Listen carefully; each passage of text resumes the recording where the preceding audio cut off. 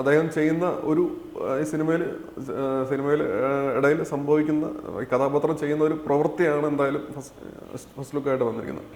അപ്പം ആ ചെയ്യുന്ന ആ ഒരു പ്രവൃത്തിയിൽ ആ ഒരു ഇൻസ്റ്റന്റ് വെച്ചിട്ട് അത് ഡെവിളിഷ് ആണോ അല്ലെങ്കിൽ ഒരു വില്ലൻ ക്യാരക്ടർ ചെയ്യുന്നതാണോ എന്ന് നമുക്ക് ജഡ്ജ് ചെയ്യുന്നത് ശരിയായ കാര്യമാണെന്ന് തോന്നുന്നില്ല. കാരണം നമുക്ക് തന്നെ അറിയാം, ഇപ്പോൾ ഒരുപാട് സിനിമകളിൽ പ്രധാനപ്പെട്ട കഥാപാത്രങ്ങൾ, ഞാൻ ഉദ്ദേശിക്കുന്നത് പ്രൊട്ടഗോണിസ്റ്റ് ആയിട്ടുള്ള ആൾക്കാർ തന്നെ ഇതിനെ ഭീകരമായ വയലൻസുകളും പരിപാടികളും ചെയ്യുന്ന സിനിമകൾ വരുന്നുണ്ട്.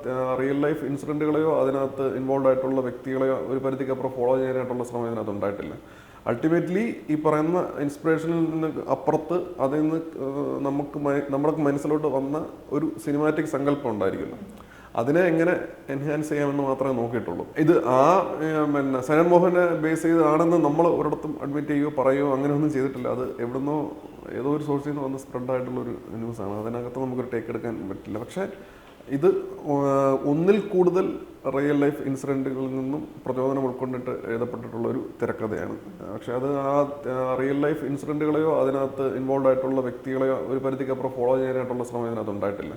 അൾട്ടിമേറ്റ്ലി ഈ പറയുന്ന ഇൻസ്പിറേഷനിൽ നിന്ന് അപ്പുറത്ത് അതിൽ നിന്ന് നമ്മുടെ മനസ്സിലോട്ട് വന്ന ഒരു സിനിമാറ്റിക് സങ്കല്പം ഉണ്ടായിരിക്കുമല്ലോ, അതിനെ എങ്ങനെ എൻഹാൻസ് ചെയ്യാമെന്ന് മാത്രമേ നോക്കിയിട്ടുള്ളൂ. അപ്പം അതിന് ആവശ്യമായിട്ടുള്ള ചില ഇൻഫർമേഷൻസും ചില സംഗതികളും സോഴ്സ് മെറ്റീരിയൽസിൽ നിന്ന് എടുത്തു എന്നതിനപ്പുറം ബേസിക്കലി ഇറ്റ്സ് എ ഫിക്ഷൻ. ആ ഫിക്ഷണൽ പരിപാടിയെ അതിൻ്റെ ഒരു എവല്യൂഷനെ എങ്ങനെ എൻഹാൻസ് ചെയ്യാമെന്ന് മാത്രമേ നോക്കിയിട്ടുള്ളൂ. അപ്പോൾ ആ സിനിമാറ്റിക് സങ്കല്പത്തിനെ മാത്രമേ ഫോളോ ചെയ്യാൻ നോക്കിയിട്ടുള്ളൂ. ഈ പറഞ്ഞ പോലെ സമൂഹ മാധ്യമങ്ങൾ വലിയ രീതിയിൽ ആഘോഷിച്ചുകൊണ്ടിരിക്കുകയാണ് ഇപ്പം തന്നെ കളങ്കാവൽ. പ്രത്യേകിച്ച് മമ്മൂട്ടി തിരിച്ചു വരുന്നു എന്നൊക്കെ തരത്തിലുള്ള ചർച്ചകൾ വരുന്ന സമയത്ത്, അതുകൂടാതെ ഇപ്പം അവാർഡിന്റെ ചർച്ചകളൊക്കെ നടന്നുകൊണ്ടിരിക്കുകയാണ്. അവിടെ എല്ലാം മമ്മൂട്ടിയും കളങ്കാവലും സജീവമാണല്ലോ. ഇത് തരുന്നൊരു പ്രഷർ ഉണ്ടോ, അല്ലെങ്കിൽ ഇത് തരുന്നൊരു ഹാപ്പിനെസ് ആണോ ഉള്ളത്?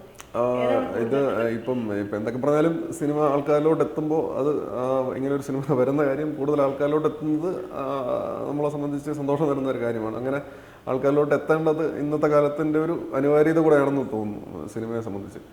അത് ആ ഒരു സന്തോഷമുണ്ട്. പിന്നെ അങ്ങനെ ഒരു പ്രഷർ ഇതുവരെ അങ്ങനെ തോന്നിയിട്ടില്ല. ഇനിയിപ്പം പടത്തിൻ്റെ റിലീസിനോട് അടുക്കുമ്പം തോന്നുന്നില്ലെന്ന് അറിഞ്ഞുകൂടാ. നമ്മൾ ചെയ്തുകൊണ്ടിരിക്കുന്ന സിനിമയെ നമ്മളെ കൊണ്ട് പറ്റുന്ന രീതിയിൽ നല്ല രീതിയിൽ ഡെലിവറി ചെയ്യാനുള്ള ശ്രമം അത് അങ്ങനെ ശ്രദ്ധിക്കുന്നുള്ളൂ. ഇങ്ങനെ ഒരു സമ്മർദ്ദം ഇതുവരെ അഫക്റ്റ് ചെയ്തിട്ടില്ല.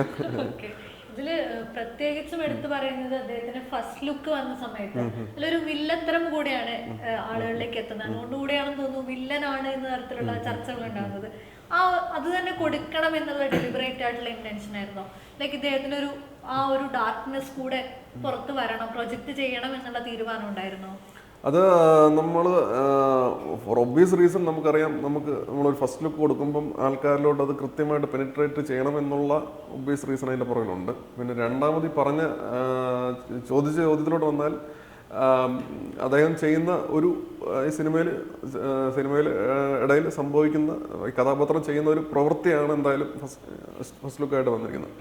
അപ്പം ആ ചെയ്യുന്ന ഒരു പ്രവൃത്തിയിൽ ആ ഒരു ഇൻസ്റ്റന്റ് വെച്ചിട്ട് അത് ഡെവിളിഷ് ആണോ അല്ലെങ്കിൽ ഒരു വില്ലൻ ക്യാരക്ടർ ചെയ്യുന്നതാണോ എന്ന് നമുക്ക് ജഡ്ജ് ചെയ്യുന്നത് ശരിയായ കാര്യമാണെന്ന് തോന്നുന്നില്ല. കാരണം നമുക്ക് തന്നെ അറിയാം, ഇപ്പോൾ ഒരുപാട് സിനിമകളിൽ പ്രധാനപ്പെട്ട കഥാപാത്രങ്ങൾ, ഞാൻ ഉദ്ദേശിക്കുന്നത് പ്രൊട്ടഗോണിസ്റ്റ് ആയിട്ടുള്ള ആൾക്കാർ തന്നെ ഇതിനെ ഭീകരമായ വയലൻസുകളും പരിപാടികളും ചെയ്യുന്ന സിനിമകൾ വരുന്നുണ്ട്. ഇപ്പം അത്ര പണ്ട് തൊട്ടുണ്ട്.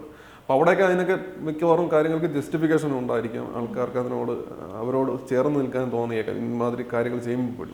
അതുകൊണ്ട് അങ്ങനത്തെ ഒരു ഇൻസ്റ്റന്റ് വെച്ചിട്ട് കഥാപാത്രം നെഗറ്റീവ് ഷെയ്ഡാണെന്ന് നമുക്ക് സ്ഥാപിക്കാൻ പറ്റില്ല.